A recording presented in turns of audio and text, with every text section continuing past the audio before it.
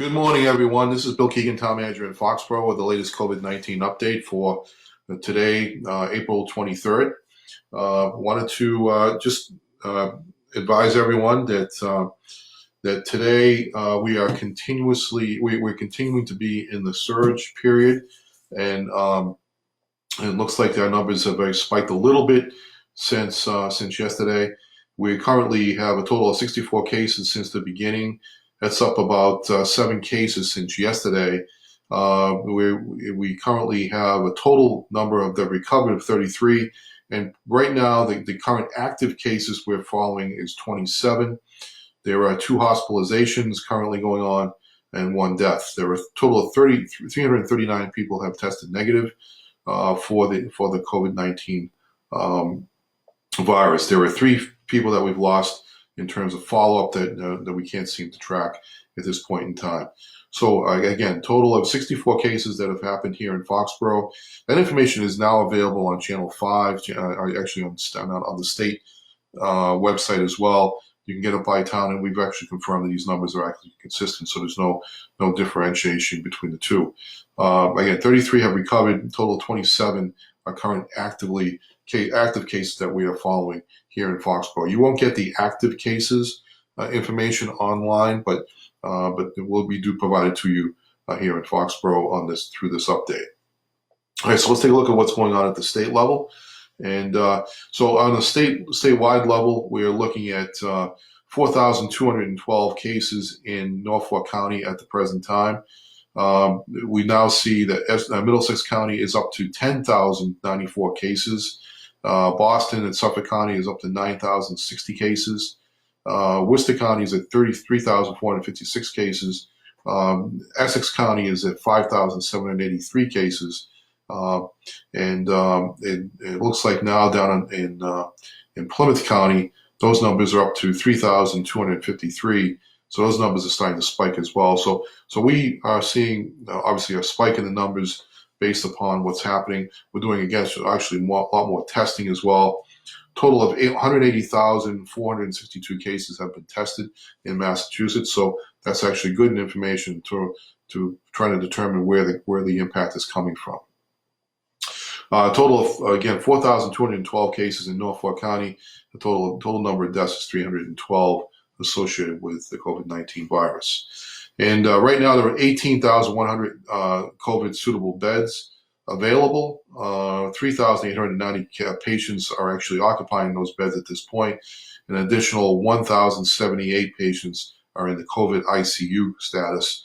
In other words, those are folks that are more seriously have more serious conditions on ventilators, etc. So we'll continue to track that information as it's made available to us on a daily basis. Let's take a look at what's happening on a town-wide base on the update basis. Yesterday, the U.S. Secretary of Agriculture Sonny Perdue announced emergency benefit increases have reached $2 billion per month for a supplemental nutrition assistance program, otherwise known as SNAP, to households across all 50 states and 3 territories to increase food security during the coronavirus national emergency. These emergency benefits represent a 40% increase in overall monthly SNAP benefits, significantly increasing food purchasing power for American families. All SNAP households that are eligible to receive less than the maximum benefit will receive the emergency allotment supplement to bring them up to the maximum. The Department of Elementary and Secondary Education will issue updated guidelines for schools to support remote learning efforts throughout the duration of the remainder of the school year, including expanded STEM learning, and will prepare recommendations to strengthen summer learning opportunities for students as that period starts to come into focus.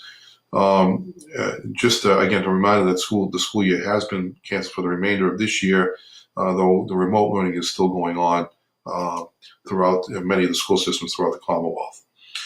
Department of Secondary Education has also launched a Remote Learning Essentials Initiative focused on addressing access to tools, internet connectivity, and educator training necessary to enhance remote learning.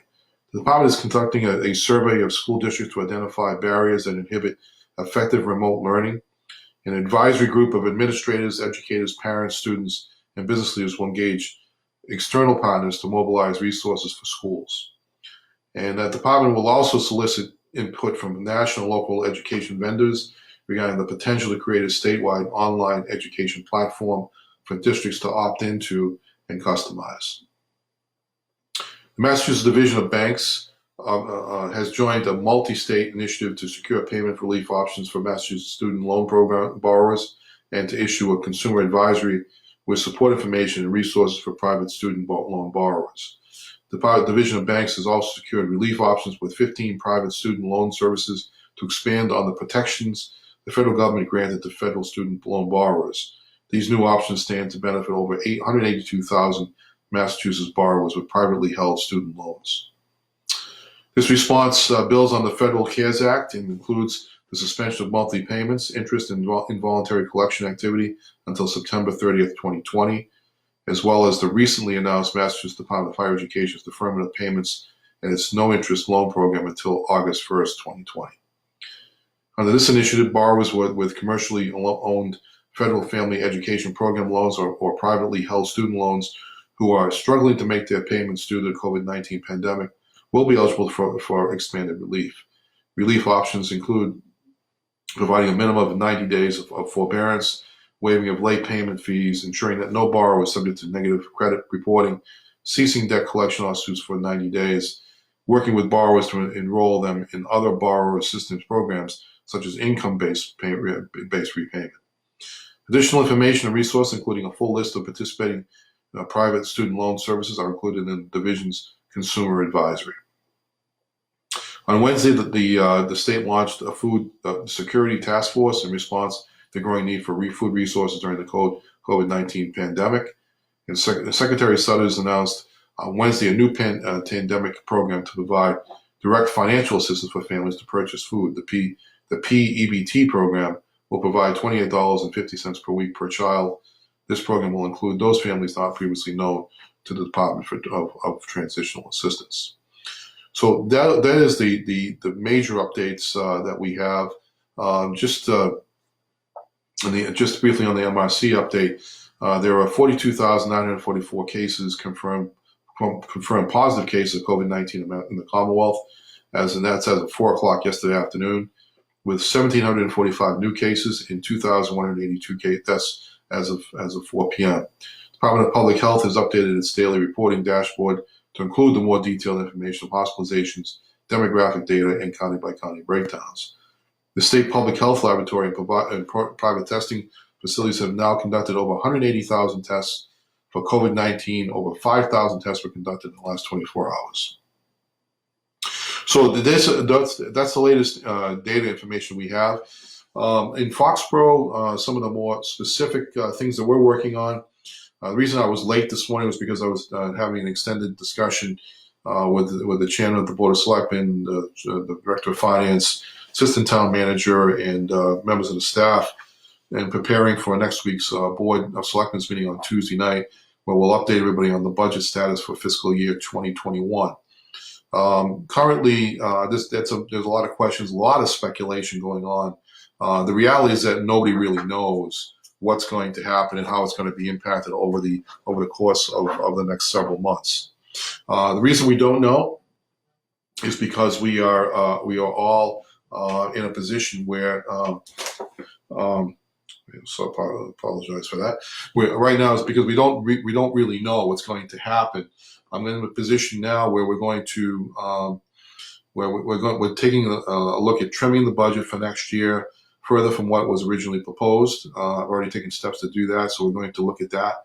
I'm also going to we're going to look at our capital plan as well to see if we can trim some of the things off of that as well. We took a very conservative position going into the budget planning process for this year, regardless. We're actually estimating our revenues at our local revenues at the 2019 level. But the things that complicate it is that we don't know when revenues will start to increase again. We know that our meals and hotel and motel tax will come down. We know that for a fact, and so we've taken that into consideration. We know that things at Gillette will slow down, and hopefully the NFL season will go forward. We don't know that answer yet, but we certainly hope that will be the case.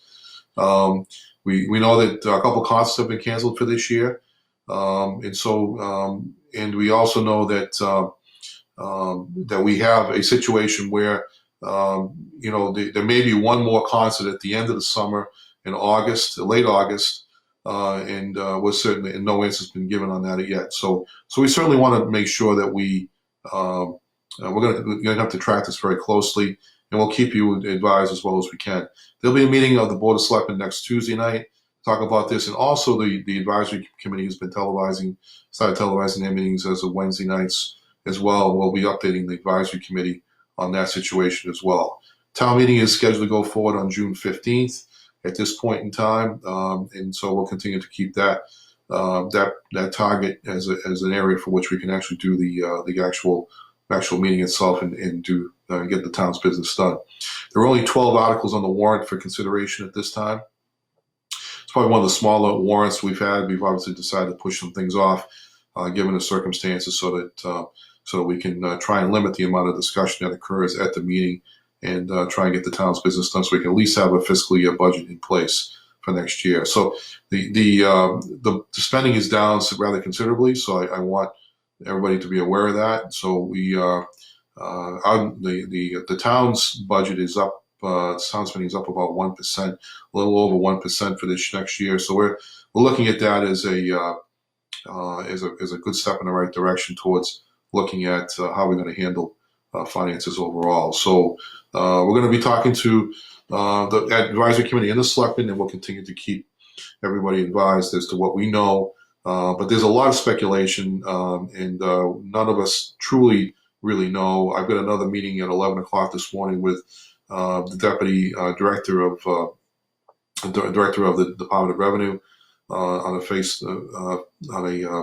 a Zoom meeting, so I'll be getting further information on that level as well. So there's been no. Just saw somebody pop up this morning just indicating assume the Founders Day activities will be canceled. No decision has been made on that formally yet, but it's a pretty good assumption at this point that's going to have to be postponed given the circumstances that we're in right now. So, but no formal decision has been made at this point on that. It's at this point, but doesn't mean that we'll have a decision probably within the next few weeks as to how we're going to proceed with that. So that is the latest information that we have right now. I want all of you to be aware of the fact that that we are going to continue to keep you updated as much as we can, and we will all take every step possible to try and keep everybody safe and to keep the town functioning in the best way possible. I still remain confident that we're in a better position than most communities because we did take a very conservative position. We have been very conservative in our budgeting practices, contrary to some people saying other things. But the reality is that we have been very conservative in many ways. So I feel much more confident in that regard. So having said that, we'll move on till tomorrow morning, and I will have the latest information, what's happening in and around Foxboro. And until then, I hope you all continue to stay safe and stay healthy, and we'll see you next time.